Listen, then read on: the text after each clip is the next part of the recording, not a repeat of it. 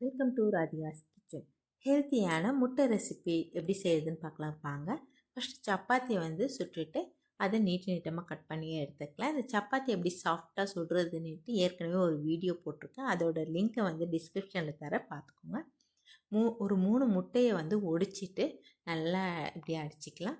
அதில் உப்பு தேவையான அளவு போட்டுட்டு ஒரு 1/2 ஸ்பூன் மிளகாய்த்தூள், ஒரு 1/2 ஸ்பூன் மிளகுத்தூள் அதையும் போட்டு நல்லா கலந்துடலாம். நான் சிக்கன் ஃப்ரை பண்ணி எடுத்து வச்சுருக்கிறத குட்டி குட்டி பீஸாக கட் பண்ணி எடுத்து வச்சுருக்கேன். குடமிளகாய் 1, பெரிய சைஸ் வெங்காயம் 2 அதெல்லாம் நீட்ட வாக்கில் கட் பண்ணி எடுத்து வச்சுருக்கேன். தவா நல்லா சூடானதுமே அடுப்பை சிம்மில் வச்சுட்டு ஒரு ஸ்பூன் எண்ணெய் தடவிட்டு சப்பாத்தியை ஒரு 6 பீஸ் வச்சிடலாம். வச்சுட்டு சென்டரில் வெங்காயமும் குடமிளகாயும் வச்சுக்கலாம். மெலிசாக எவ்வளோ மெலிசாக முடியுமோ அவ்வளோ மெலிசாக கட் பண்ணி வச்சுக்கோங்க. இதுக்கு சென்டரில் இப்போ சிக்கன் பீஸ் வச்சுக்கலாம். ரொம்ப டிஃப்ரெண்ட்டாக இருக்கும். குழந்தைங்களுக்கு ஈவினிங்கில் எதுனா கேட்குறப்போ இந்த மாதிரி ரெசிபி செஞ்சு கொடுத்தீங்கன்னா விரும்பி சாப்பிடுவாங்க. இப்போ முட்டையை ஊற்றிடலாம். முட்டையை ஊற்றிட்டு அடுப்பை மீடியம் ஃப்ளேமுக்கு மாற்றிடுங்க. மாற்றி பேருக்கு இது செய்கிறதுக்கு உங்களுக்கு 5லேருந்து 10 நிமிஷம் தான் ஆகும்.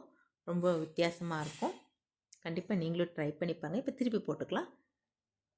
திருப்பி போட்டுட்டு அந்த பக்கமும் வெந்த பிறகு தட்டுக்கு மாற்றிக்கலாம். அவ்வளோதாங்க. இதை ரோல் பண்ணி இது மேலே சாட் மசாலா தூவிட்டு சாப்பிட்டிங்கன்னா செம்ம சூப்பராக இருக்கும். நீங்களும் வீட்டில் ட்ரை பண்ணி பாருங்கள். கண்டிப்பாக உங்களுக்கும் பிடிக்கும். லைக் பண்ணுங்கள், ஷேர் பண்ணுங்கள், சப்ஸ்கிரைப் பண்ணுங்கள், மறக்காமல் பெல் பட்டனை கிளிக் பண்ணுங்கள். நன்றி, வணக்கம்.